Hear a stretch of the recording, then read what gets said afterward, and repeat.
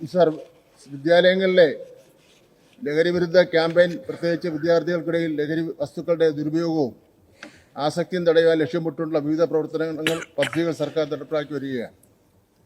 ലഹരി വസ്തുക്കൾക്കെതിരായിട്ടുള്ള ബോധവൽക്കരണം, സമൂഹത്തെ ശാക്തീകരിക്കൽ, ആരോഗ്യകരമായ ജീവിതശൈലി പ്രോത്സാഹിപ്പിക്കുന്നതിനുള്ള പിന്തുണാ സംവിധാനങ്ങൾ എന്നിവയാണ് ഇതിൽ പ്രധാനമായും ഉൾപ്പെടുത്തിയിട്ടുള്ളത്. സ്കൂൾ തലത്തിൽ നടത്തേണ്ട ജാഗ്രതാ പ്രവർത്തനങ്ങൾ, ജനജാഗ്രതാ സമിതികളുടെ പ്രവർത്തനങ്ങൾ എന്നിവ സംബന്ധിച്ചും വിശദമായ മാർഗരേഖ എല്ലാ വിദ്യാലയങ്ങളിലും നൽകിയിരിക്കുകയാണ്. ലഹരി വിരുദ്ധ ബോധവൽക്കരണത്തോടൊപ്പം കുട്ടികളെ ഇതിൽ നിന്ന് പിന്തിരിപ്പിക്കുന്നതിന്, അധ്യാപകരെ ശക്തമാക്കുന്നതിന് പരിശീലന പരിപാടികൾ സംഘടിപ്പിച്ചിട്ടുണ്ട്.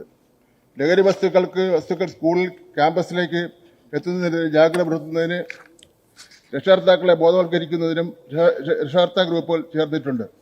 വിദ്യാർത്ഥികളുടെ ശാരീരികവും മാനസികവും സാമൂഹികവുമായ പ്രശ്നങ്ങളെ അഭിസംബോധന ചെയ്ത് അവരുടെ അവകാശ സംരക്ഷണത്തിന്റെ കാതലായ പരിരക്ഷ, സുരക്ഷ, പങ്കാളിത്തം എന്നീ ഘടകങ്ങൾ പരിഗണിച്ചുകൊണ്ട് ഒരു കർമ്മ പദ്ധതി സ്കൂൾ തലത്തിൽ നടത്തുകയും ചെയ്തിട്ടുണ്ട്. സാർ, ഈ വിഷയത്തിലുള്ള ബോധവൽക്കരണ പരിപാടികളുടെ ഭാഗമായി ചെറു വീഡിയോകൾ, ഹ്രസ്വചിത്രങ്ങൾ, റീലുകൾ എന്നിവ state institute of education technology മുഖേന തയ്യാറാക്കി എല്ലാ സ്കൂളുകളിലും നൽകിയിട്ടുണ്ട്. സാർ, ഇതുകൂടാതെ ഇവിടെ സൂചിപ്പിച്ചത് മുഖ്യമായിട്ടും പാഠപുസ്തകത്തിൽ ഉൾപ്പെടുത്തണമെന്നുള്ളതാണ്. ഇപ്രാവശ്യം ഇറങ്ങിയ സാമൂഹ്യശാസ്ത്രം സ്റ്റാൻഡേർഡ് 7 ഞാൻ സഭയുടെ മുന്നിൽ കാണിക്കുകയാണ്. അതിൽ ഉൾപ്പെടുത്തിയിട്ടുണ്ട്. അതുപോലെ തന്നെ കേരള അറബിക് റീഡർ സ്റ്റാൻഡേർഡ് 7 അതിലും പാഠപുസ്തകത്തിൽ സാർ ഇത് ഉൾപ്പെടുത്തിയിട്ടുണ്ട്. സാർ, ജീവശാസ്ത്രം സ്റ്റാൻഡേർഡ് 9 ഭാഗം 1 ഉൾപ്പെടുത്തിയിട്ടുണ്ട്. സാർ, അടിസ്ഥാന ശാസ്ത്രം സ്റ്റാൻഡേർഡ് 7 ഉൾപ്പെടുത്തിയിട്ടുണ്ട്. അങ്ങേക്ക് തരാം, ഇതല്ല വായിക്കാൻ ഞാൻ. ജീവശാസ്ത്രം സ്റ്റാൻഡേർഡ് 9 അത് ഉൾപ്പെടുത്തിയിട്ടുണ്ട് സാർ. പിന്നെ ജീവിതമാണ് ലഹരി എന്ന് പറഞ്ഞ ഒരു ലഘുലേഖ എല്ലാ വിദ്യാർത്ഥികളിലും വീട്ടുകാർക്കും എത്തിച്ചിട്ടുണ്ട്.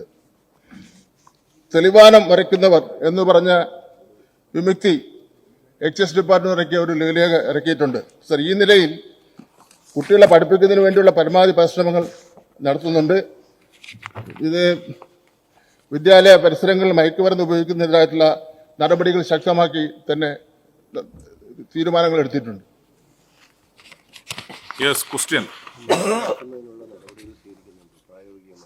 സർ, ബഹുമാനപ്പെട്ട മന്ത്രി പറഞ്ഞത് അതിനകത്ത് ഉൾപ്പെടുത്തിയത് നല്ല കാര്യം തന്നെ, സംശയം. പക്ഷെ അത് വേണ്ട രീതിയിൽ അത് പ്രായോഗികമായി തന്നെ അത് നടപ്പിലാക്കി കൂടുതൽ ഗൗരവത്തോട് തന്നെ അത് കണ്ട് നടപ്പിലാക്കണമെന്നാണ് എനിക്ക് ചോദിക്കാനുള്ള ചോദ്യം. തീർച്ചയായിട്ടും നല്ല കാര്യം തന്നെയാണ്. പാഠ്യപദ്ധതിയിൽ ഈ പറയുന്നതിൽ ഉൾപ്പെടുത്തിയിട്ടുണ്ടെങ്കിൽ അതിനകത്ത് എൻ്റെ അടുത്ത് ഞാൻ പല അധ്യാപകരുടെ അടുത്ത് കാര്യങ്ങൾ സംസാരിച്ചപ്പോൾ അവർ തന്നെ ഇത് അറിഞ്ഞുവെന്ന് സംശയമുണ്ട്. കാരണം ഞാൻ പറഞ്ഞ പല സ്കൂളിൽ ഞാൻ ചെന്ന് പറഞ്ഞപ്പോൾ അധ്യാപകർ അങ്ങനൊരു ക്ലാസ്സിൽ എടുക്കുന്നുണ്ടെന്ന് പറയുന്നില്ല. അപ്പൊ അതാണ് ഞാൻ ഉന്നയിക്കാനുള്ള കാരണം തന്നെ. അപ്പൊ അത് പ്രായോഗികമായി നടപ്പിലാക്കാനുള്ള നടപടി സ്വീകരിക്കുമെന്നാണ് പ്രായോഗികമായി നടപ്പിലാക്കാനുള്ള നടപടികൾ. സാർ, നമുക്കൊരു കൂട്ടായി ആലോചിച്ചുകൊണ്ട് ബഹുമാനപ്പെട്ട മുഖ്യമന്ത്രിയുടെ കൂടെ അനുവാദം വാങ്ങിക്കൊണ്ട് വിദ്യാലയങ്ങൾ ഒരു ദിവസം 8 പീരീഡാണ് ഇപ്പോൾ ഉള്ളത്. 6 മണിക്കൂറാണ് കുട്ടികളെ പഠിപ്പിക്കുന്നതിന് വേണ്ടി മാറ്റിവെച്ചിരിക്കുന്നത്. ഒരു മാസത്തിൽ ഒരു പീരീഡ് സാമൂഹ്യ പ്രസക്തിയുള്ള വിഷയങ്ങൾ പഠിപ്പിക്കുന്നതിന് വേണ്ടി മാറ്റിവെക്കുന്ന കാര്യം നമുക്ക് ആലോചിക്കാവുന്നതാണ്. ലഹരി, മാലിന്യ നിർമ്മാർജ്ജനം, കുട്ടികൾക്കെതിരായുള്ള അതിക്രമം തുടങ്ങിയ സാമൂഹ്യ പ്രസക്തിയുള്ള വിഷയങ്ങൾ കുട്ടികൾക്ക് ക്ലാസ് എടുക്കുന്നതിന് സംബന്ധിച്ച് ഉള്ള കാര്യം നമുക്ക് പരിഗണിക്കാവുന്നതാണ്. ഒരു മാസത്തിൽ ഒരു പീരീഡ് ഇതിനു വേണ്ടി നമ്മൾ മാറ്റിവെക്കും. ലഹരി അടക്കമുള്ള വിഷയങ്ങൾ സംബന്ധിച്ചുള്ള ചർച്ച ചെയ്യുന്നതിന് വേണ്ടി മാസത്തിൽ ഒരു സ്പെഷ്യൽ അസംബ്ലി കൂടുന്നതാണ്. സാർ, നിരന്തര മൂല്യനിർണ്ണയത്തിന് അധ്യാപകർക്ക് അനുവദിച്ചിരിക്കുന്ന 20 മാർക്ക് ഓരോ വിദ്യാർത്ഥിക്കും നൽകുന്ന അവസരത്തിൽ ലഹരി നിർമ്മാർജ്ജനം പോലുള്ള സാമൂഹ്യ പ്രസക്തിയുള്ള വിഷയങ്ങളിൽ മാതൃകാപരമായ പ്രവർത്തനം നടത്തുന്ന വിദ്യാർത്ഥികൾക്ക് മാർക്ക് നൽകുന്നതിൽ മുൻഗണന നൽകുന്നതിനുള്ള നിർദ്ദേശവും നൽകാവുന്നതാണ്.